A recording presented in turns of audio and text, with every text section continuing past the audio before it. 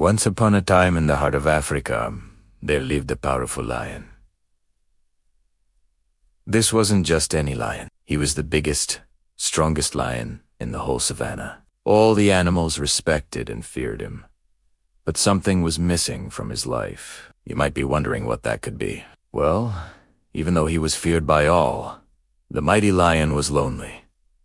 He didn't have any friends. One day, the lion decided to change that. He wanted to find a friend.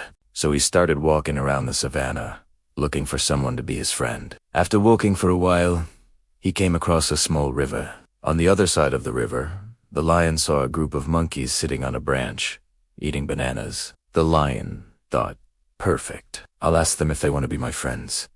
He walked up to the river, looked at the monkeys, and loudly asked, "Hello, monkeys, do you want to be my friends?" The monkeys looked at the lion and started laughing. They laughed and said, "You want to be friends with us? Why, we're small and weak. You could easily eat us."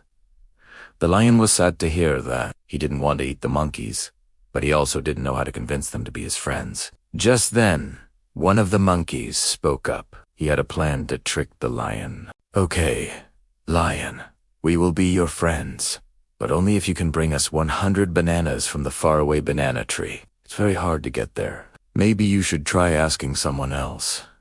The lion thought about it and decided to take the challenge. "I can bring you 100 bananas," the lion said. Then he turned around and walked away. The monkeys watched him go and started laughing again. "He will never be able to bring 100 bananas," one of the monkeys said. But little did they know, the lion had already started planning his next move. The lion walked until he found a tall elephant. He asked the elephant, "Can you help me reach the bananas?" The elephant looked at the lion and said, "Why should I help you? You could easily crush me." The lion replied, "Don't worry, I won't hurt you. I just need your help to reach those bananas."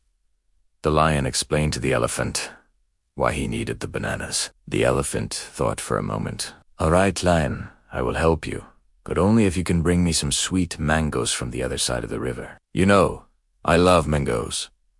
The lion agreed and continued on his journey. The elephant walked with the lion until they reached the river. "Thank you for your help, elephant." The lion sighed. "You're welcome," the elephant replied. "Now go get those mangoes." The lion swam across the river and found a family of baboons sitting on the riverbank. They had lots of ripe mangoes. The lion asked them if he could have some mangoes, and they agreed. They even gave him more than he asked for. The lion took the mangoes back to the elephant and kept some for himself. The elephant was happy with the mangoes, and the lion was happy to finally have some friends. From that day on, the lion, the elephant, and the monkeys became best friends. They played together, ate together, and looked out for each other. The lion was no longer lonely, and he realized that true friends don't care about size or strength, but about kindness and loyalty. And so the story teaches us, true friendship is based on kindness and loyalty, not on strength or size. Once upon a time in a dense forest lived a cunning fox. One day, while he was searching for food, he came across a big watermelon field. The fox was so excited because he loved watermelons. He started eating the watermelons. But suddenly he heard a loud noise. Squeak, squeak. The fox got scared and ran behind a bush. There he saw a tiny mouse. "Squeak! Squeak!" the mouse said again. The fox was confused. "Why are you making that noise?" he asked the mouse. "That noise is actually a warning call," the mouse replied. "There is a hungry cat in this field. She's very sneaky and likes to eat foxes and mice like you." The fox was scared to hear that, but he also didn't want to leave without his food. He started thinking, if I stay here, the cat might find me. But if I go now, I will have wasted all this time. Then he had an idea. "I will hide in your hole until the cat leaves," the fox said to the mouse. "You can warn me when she is gone, and I will take my food and go."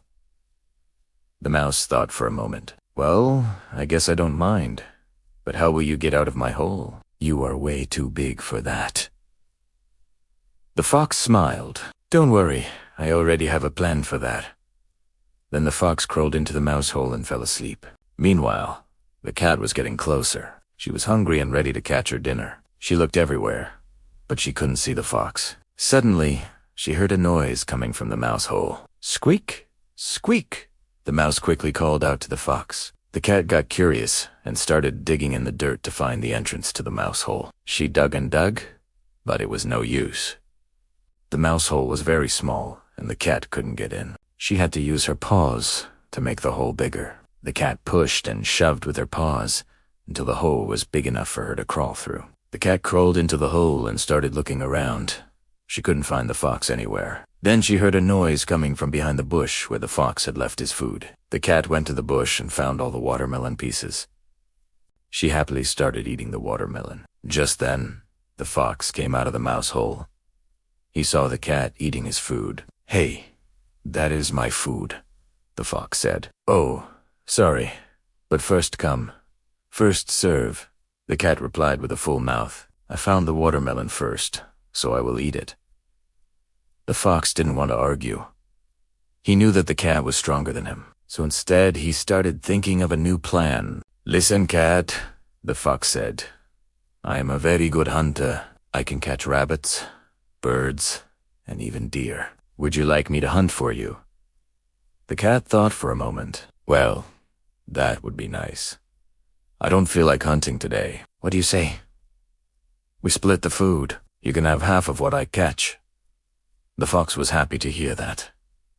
"Deer?" he said. Then the fox ran off into the forest to look for food. The crafty fox returned with a dead chicken in his mouth. He proudly dropped the chicken at the cat's feet and said, "Here is your half, as we agreed." The cat was surprised. "What? Where's the rest of the food?" she asked. "You said I could have half of what you caught, right?"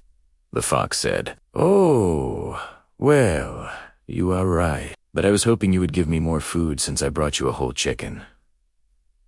The cat thought for a moment. "All right, here is half of the chicken," she said. Then she took the other half and left. The fox quickly ate his part of the chicken and went back to the watermelon field.